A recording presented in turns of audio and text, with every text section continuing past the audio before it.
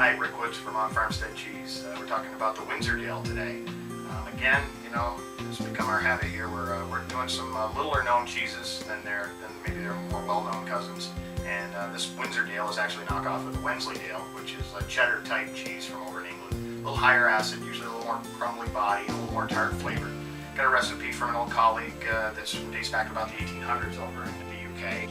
So, you know, what makes WindsorDale a little unique is the fact that we're making acid really quickly in that one. In the actual cheddaring or flipping of the slabs of WindsorDale, that's again, it's a little different than cheddar because we have such a high rate of acid production in there. We're really not trying to squeeze and incubate those cultures as much as we would with a cheddar. With a cheddar, we typically flip and stack and get those slabs stacked 3, 4, and 5 high.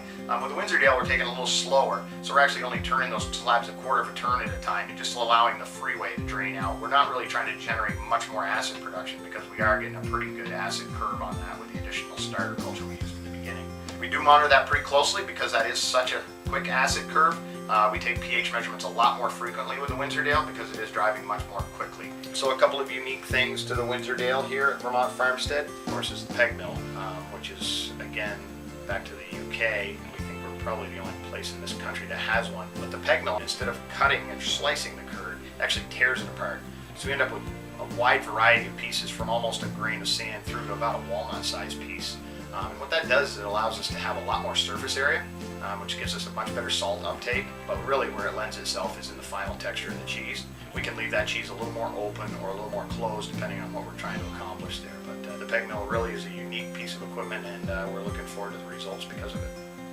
We have a very unique format. It's actually a truckle. We're doing a 20-pound cylinder, but actually breaking it up into two 10-pound truckle formats. So that's pretty unique out in the marketplace. We think that's going to be nice because it's a nice size for retailers to move through. But it does come out of production in those 10-pound units with the cloth already on them for the natural version.